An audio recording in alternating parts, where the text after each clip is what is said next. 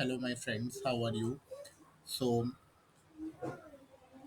I think today is the last day. 2011 के paper को complete करेंगे आज हम लोग. सो मैंने इसके ऑलमोस्ट सारे क्वेश्चंस आपको करवा दिए हैं. इसमें दो क्वेश्चंस रह गए हैं. पहला बकिंगम पाई थ्योरम बेस्ड है और सेकंड क्वेश्चन बेस्ड है डिस्चार्ज के. ओके. सो अगर आपने प्रीवियस वीडियोस नहीं देखे हैं फ्लूइड मैकेनिक्स के क्वेश्चंस के, तो आप इसको प्लेलिस्ट में देख सकते हैं और इसका सोल्यूशन मैं यहाँ पे अपलोड कर रहा हूँ. Okay. So let's start with this numerical. So what this numerical says, explain the different similarity law. Okay, so this is a theory question. You can do it, and I'm going to solve the second part of this question. अगर आप देखोगे कि तो आपको इस तरह के questions काफ़ी मिलेंगे जिसमें आपको बकिंगम पाई थ्योरम की हेल्प से रिलेशनशिप्स ड्राइव करने को कहा जाता है. Okay. So how we do this numerical. सो यहाँ पे सबसे पहले आपको देखना होता है कि अननोन कौन कौन से हैं. तो अननोन इसमें कौन कौन सा है. ये जो रिलेशनशिप है इसमें आप देखेंगे कि एक रिलेशनशिप शो किया गया है किस किस के बीच में, वेलोसिटी के बीच में और डिफरेंट जो टर्म्स हैं उनके बीच में एक रिलेशनशिप शो किया गया है. ओके. सबसे पहले आपको वेरिएबल्स जो है उनको सेलेक्ट करना पड़ता है. तो वेरिएबल्स यहाँ पे कौन कौन सा है. वेलोसिटी एक वेरिएबल है, एच एक वेरिएबल है, जी एक वेरिएबल है, ओके, डी एक वेरिएबल है, म्यू एक वेरिएबल है और रो एक वेरिएबल है. ओके. तो टोटल फंक्शंस कितने हैं इसमें. जो टोटल फंक्शंस हैं मतलब वेलोसिटी किन किन का फंक्शन है, एच का, जी का, डी का, म्यू का और रो का. और टोटल हमारे पास टर्म्स कितने हैं. टोटल टर्म्स हमारे पास 6 हैं. ओके. 5 ये है और 6 ये है. Now these terms can be grouped into three pi terms. Okay. And all these terms have dimensions m, L and T. Okay, so there are total three dimensions which are present. So if so Buckingham pi theorem कहती है कि अगर हमारे पास 6 terms हैं और and these terms contain three primary dimensions. Suppose if we have n terms and if these terms contain m primary dimensions, then they can be grouped into n minus m pi terms. Okay. तो यहाँ पे हमारे पास कितने 6 terms हैं and they can be grouped into three dimensions. So we have total 6 minus 3 is equal to 3 pi terms. तो हमारे पास यहाँ पे 3 pi terms होंगे. ओके. सो अब हमने थ्री पाई टर्म्स हमें ड्राइव करने हैं. So first we select pi one. Okay. तो उसके बाद पाई वन सेलेक्ट करने के बाद आपको यहाँ पे देखना होगा कि किसको आपको प्राइमरी वेरिएबल बनाना है और किसको आपको सेकंड वेरिएबल बनाना है. तो यहाँ पे हम जो प्राइमरी वेरिएबल्स बनाएंगे वो बनाएंगे एच, जी और रो को, और जो हमारा ये हमारे रिपीटिंग वेरिएबल्स रहेंगे और जो हमारे सॉरी ये हमारे फिक्स्ड वेरिएबल्स रहेंगे. और ये जो वी है, ओके, वी और म्यू और हमारा डी, ये हमारे क्या रहेंगे, रिपीटिंग वेरिएबल्स रहेंगे. ओके. सो अब कैसे फिक्स्ड वेरिएबल्स बनाते हैं और कैसे रिपीटिंग वेरिएबल्स बनाते हैं, ये आपको अगर आपको नहीं पता है तो आप इसको प्रीवियस वीडियोस में देख सकते हैं. ओके. सो यहाँ पे आपको ये समझ ली, यहाँ पे आपको ये ध्यान रखिए कि हमें इनको कुछ कुछ वेरिएबल्स हमारे फिक्स होंगे और कुछ वेरिएबल्स हमारे रिपीटिंग होंगे. ओके. सो सो ये हमारे फिक्स वेरिएबल्स हैं. जैसे ये हमेशा हमारे फिक्स रहेंगे. ओके. और ये हमारे चेंज होते रहेंगे. ओके. फिर इसके बाद आपको ये जो जो भी टर्म है, जैसे वेलोसिटी दी हुई है और एच दिया हुआ है, रो दिया हुआ है, डी, म्यू, ओके, और जी, इन सब की डायमेंशंस आपको ज़रूर पता होनी चाहिए. जैसे वेलोसिटी की डायमेंशन क्या होती है, एल टी माइनस वन. इसकी यूनिट क्या होती है, मीटर पर सेकेंड. तो इसकी डायमेंशन होती है L T minus one. Similarly H की यूनिट होती है मीटर और इसकी डायमेंशन होती है एल. रो की यूनिट होती है केजी पर मीटर क्यूब और इसकी डायमेंशन होती है M L minus three. D की डायमेंशन होती है एल, म्यू की डायमेंशन होती है एम, एल माइनस वन और टी माइनस वन. ठीक है, ये आप ध्यान रखिएगा. अगर आपको याद नहीं है तो आप इसको ध्यान रखिएगा. और जी हमारा ग्रेविटेशनल कांस्टेंट है, इसकी डायमेंशन होती है L T minus two. Okay. तो इस तरह से आपको डायमेंशन सारे टर्म्स की पता होनी चाहिए. इसके बाद सिंपल हो जाता है, हम एक एक पाई टर्म्स को कैलकुलेट करेंगे. तो पहला पाई टर्म हम लिख लेंगे H raise to the power A, G A one, G raise to the power B one और rho raise to the power C one. और हमारा जो वेरिएबल चेंज होगा वो यहाँ पे लिख लेंगे. उसके बाद हम क्या करेंगे, एच की डायमेंशन रख देंगे, जी की डायमेंशन रख देंगे, रो की डायमेंशन रख देंगे और v की भी डायमेंशन रख देंगे। फिर इसके बाद जो सिमिलर टर्म्स हैं उनको एक पास लेके आएंगे, जैसे l, यहाँ पे l की पावर a1 है, यहाँ पे l की पावर कितनी है b1, यहाँ पे l की पावर कितनी है -3c1 और यहाँ पे l की पावर कितनी है 1। तो हम l लिखेंगे और उसके ऊपर सारी पावर्स को सम करके लिख देंगे, जैसे a1 प्लस 1 और -3c1 और +b1। सिमिलरली m के साथ भी करेंगे, m की पावर c1 हो जाएगा और t की पावर कितना हो जाएगा -2b1 -1। ओके, ये हमारा हो जाएगा पाई 1। और पाई 1 किसके बराबर होता है, ये होता है हमारा, ये किसके बराबर होता है, m की पावर 0, l की पावर 0 और t की पावर 0। नाउ हम क्या करेंगे, पावर्स को इक्वेट कराएंगे, जैसे m की पावर यहाँ c1 है और यहाँ m की पावर 0 है, तो c1 की वैल्यू कितनी हो जाएगी 0। ऐसे ही यहाँ पे यहाँ पे तो C1 की वैल्यू कितनी हो जाएगी 0।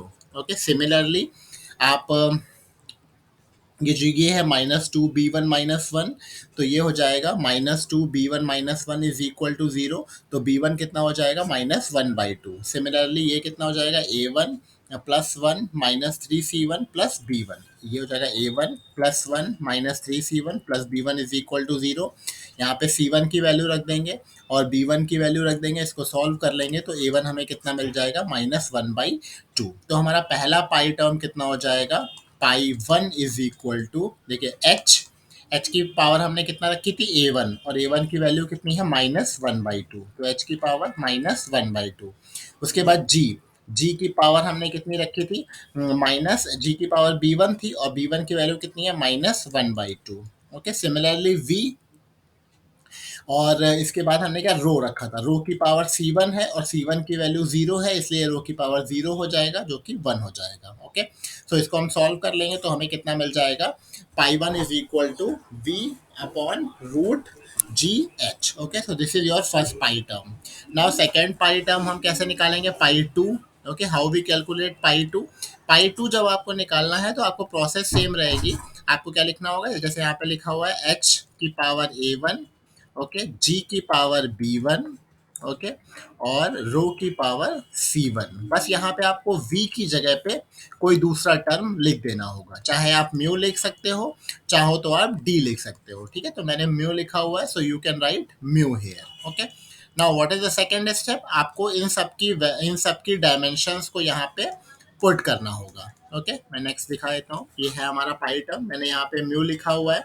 ओके, फिर इसके बाद वो क्या करना है, सबकी डायमेंशन पुट करनी है, जैसे एच की डायमेंशन क्या है एल, तो एल की पावर a1, जी की डायमेंशन क्या है, जी की हमारी डायमेंशन क्या है एल t-2। ओके, तो इसकी पावर अगर हम करेंगे b1 तो ये कितना हो जाएगा, एल की पावर b1 और t की पावर -2b1। ओके, सिमिलरली रो की डायमेंशन क्या है ml-3, इसकी पावर c1, और म्यू की डायमेंशन क्या है ml-1 t-1। ओके, अब हम क्या करेंगे, सारे टर्म्स को एक साथ लेके आएंगे, जैसे एल की पावर क्या है a1 और यहाँ पे है b1, यहाँ पे है -3c1 और यहाँ पे है -1। ओके, सो हम सबको एक साथ लिख देंगे। सिमिलरली टी, ठीक है, टी की पावर क्या है -2b1 -1 और m की पावर क्या है c1 + 1। ओके, अब हम क्या करेंगे, पाई 2 की वैल्यू क्या है, पाई 2 की वैल्यू है m की पावर 0, l की पावर 0 और t की power 0। Now we equate the powers. ठीक है, c1 + 1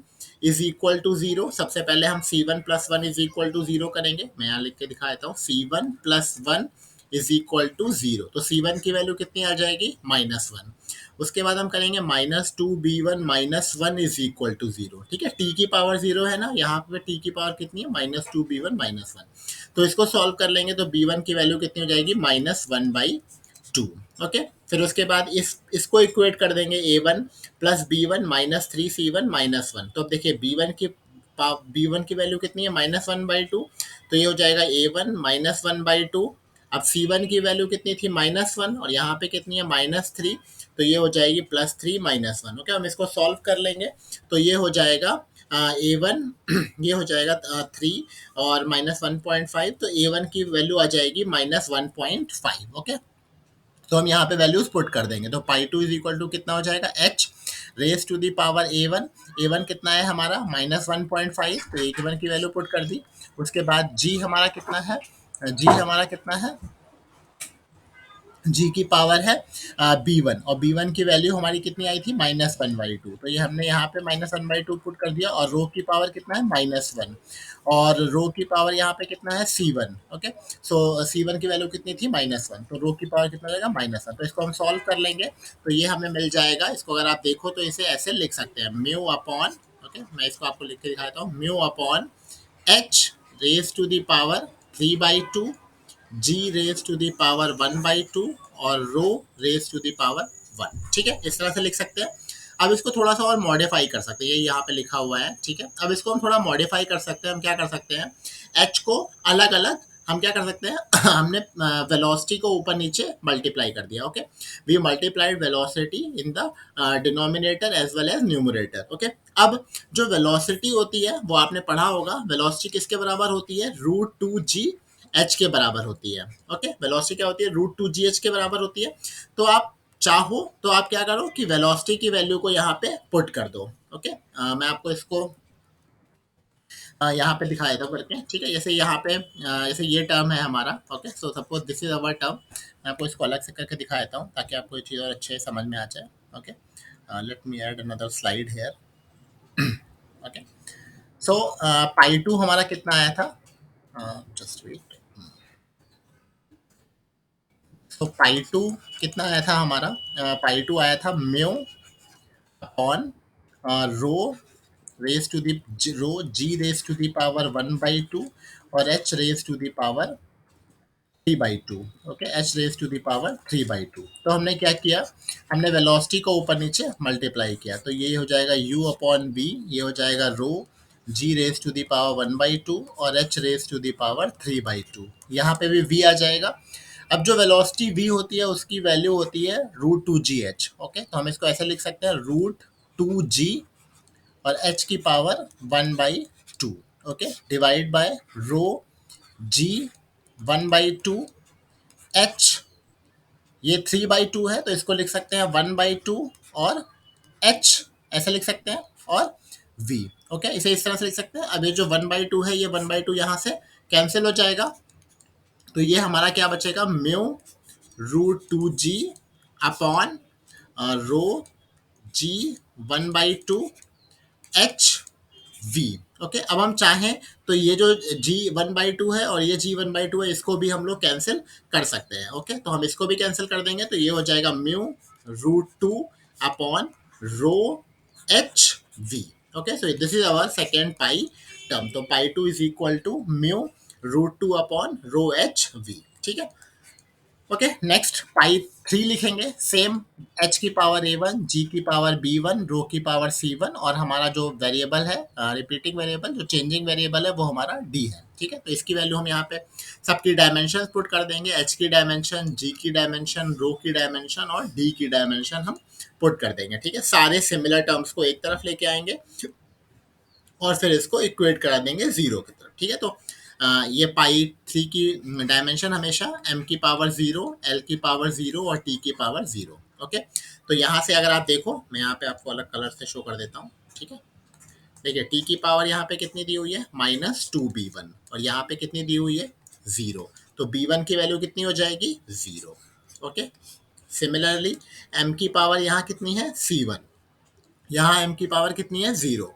तो c1 की वैल्यू कितनी हो जाएगी, 0। ओके, अब c1 0 हो जाएगा, फिर इस वाली इक्वेशन में दिस इज इक्वल टू 0। अब c1 0 है, b1 0 है, तो a1 कितना हो जाएगा, -1। ओके, सो इसकी वैल्यू यहाँ पुट कर देंगे, तो पाई 3 हमारा कितना हो जाएगा, d/h। ओके, अब इतना लिखने के बाद जो हमारा फंक्शन बनता है वो किसका बनेगा, वो बनेगा पाई 1 comma pi 2 comma pi 3।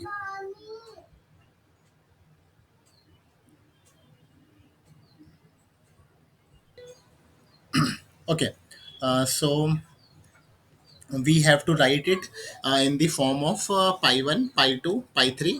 Okay, and the we have to put the values of pi 1. Okay, so pi 1 की वैल्यू कितनी आई थी, v अपॉन √2gh, पाई 2 की वैल्यू कितनी आई थी, √2 अपॉन म्यू एच वी, और पाई 3 की वैल्यू कितनी आई थी, D H. Okay, so if you have not seen, let me show you. Pi 1 की वैल्यू कितनी आई थी हमारी, where is pi 1, it is this is pi 1। Okay, pi 1 is h raised to the power -1/2, and V. Okay, similarly pi two की value कितनी आई थी हमारी, पाई टू आया था हमारा, there is pi two, this is pi two. Okay, so this is pi two mu root 2h upon, okay, so this is pi 1, pi 2, pi 3. Okay, now we have to generate a function, so we can take this one out. So this pi 1 terms comes out and it is equal to root 2. Okay, root 2 is a constant, so we can take this also out. So this is so this pi 1 term is actually a function of this term. Okay, so this is what we have to prove. Okay, so I think this proof is understandable to you. Okay, so let me show you, if you have not, so okay, this is your term.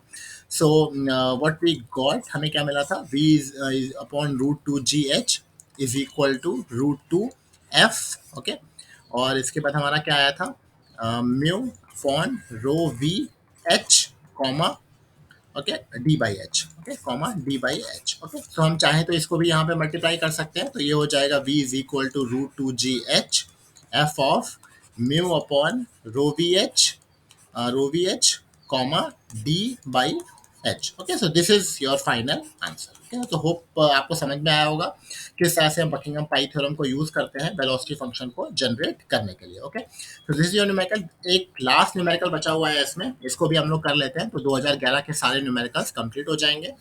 Okay, so ये numerical कह रहा है कि the head of water over an and orifice of diameter 0.8 centimeter is 0.8 metre. Okay, so suppose ये एक tank है।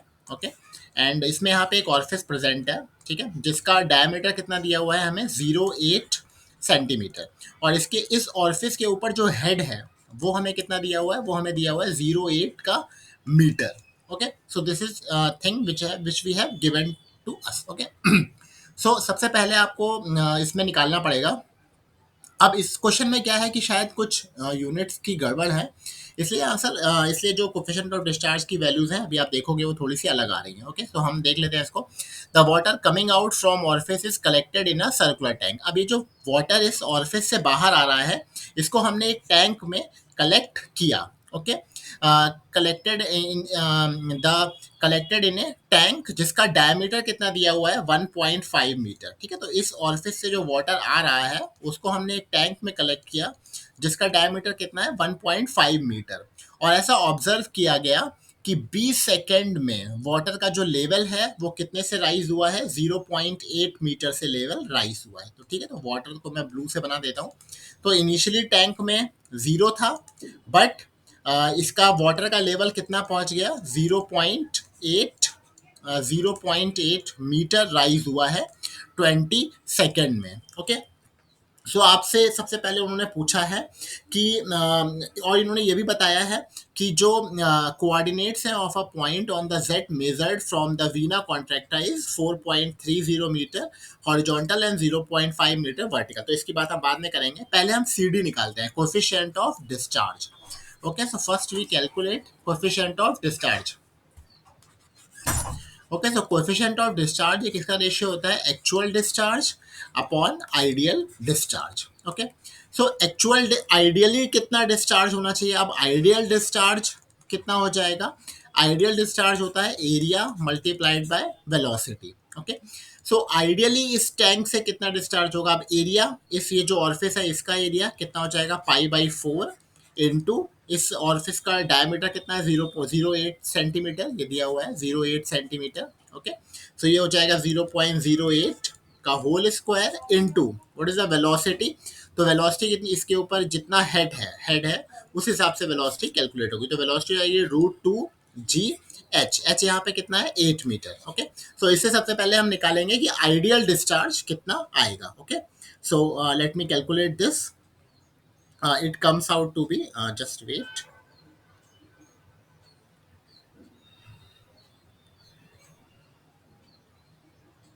So area comes out to be 0.005024 into, okay, and this 2,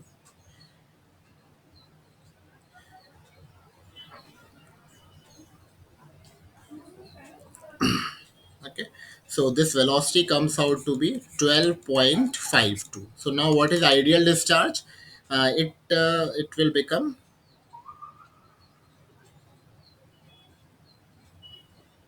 Okay, so it will become 0.0629 meter cube per second. Okay, so this is your ideal discharge.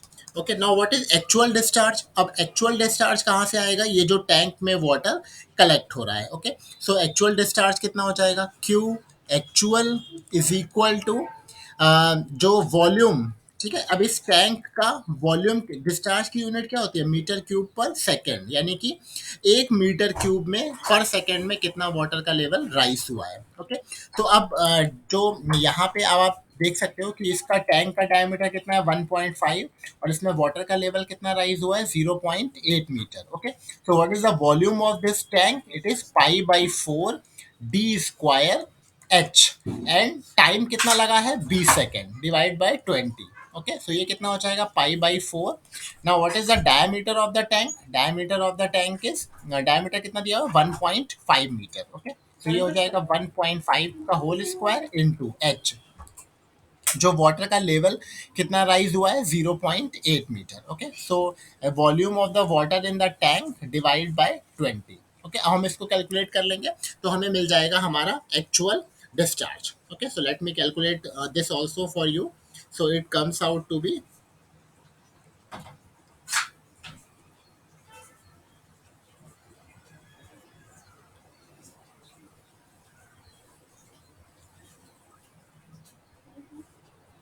it comes out to be 0.07065, okay, meter cube per second. Okay, अब actually क्या है इस numerical में, ये actual discharge जो है वो ज़्यादा आ रहा है आइडियल डिस्चार्ज से। आइडियल डिस्चार्ज हमारा 0.0629 है, और एक्चुअल डिस्चार्ज हमारा 0.065 है, तो 0.07065 है। तो जो सी डी की वैल्यू आ रही है वो बेसिकली क्या है? 0.07065 डिवाइड बाय 0.0629। तो ये एक्चुअली वन से ज़्यादा आ रही है, जो कि एक्चुअली रॉन्ग है।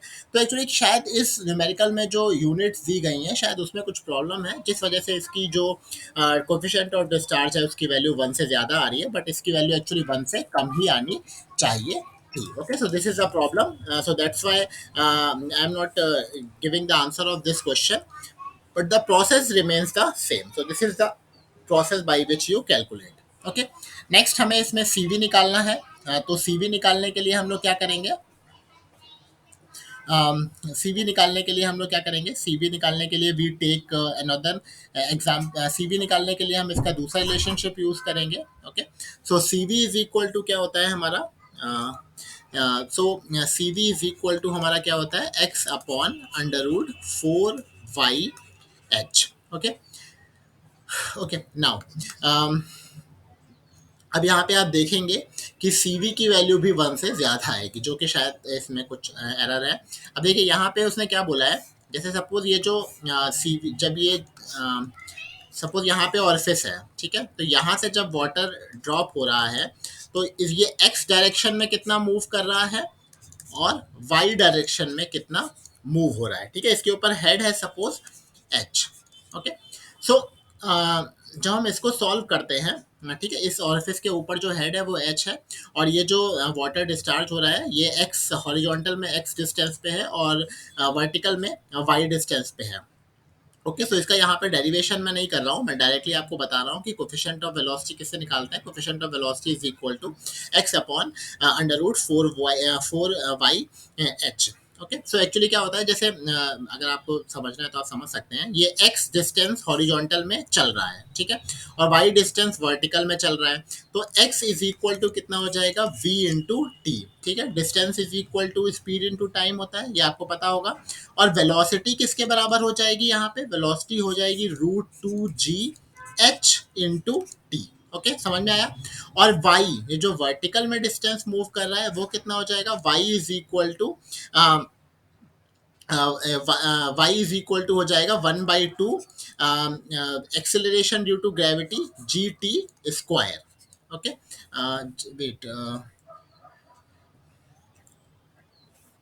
okay, now what we do, we equate the value of x and y। okay, and now हम यहाँ पे क्या करेंगे, जो टी हो जाएगा। हम चाहे तो टी को रिप्लेस कर सकते हैं, और चाहे तो टी की जगह टी को हम रिप्लेस कर लेते हैं। Okay, so what we do, we can write it like this. तो टी इज इक्वल टू कितना हो जाएगा, एक्स अपॉन √2gh। ओके, और इसकी वैल्यू को यहाँ पे पुट कर देंगे, तो y is equal to half G, T का स्क्वायर यहाँ पुट करेंगे तो ये हो जाएगा X square upon 2gh। Okay, this is fine, G से जी कैंसिल हो जाएगा। अब तो x और y में हमें एक रिलेशनशिप मिल जाएगा। क्या मिल जाएगा हमें x और y में relationship, X square is equal to 4yh।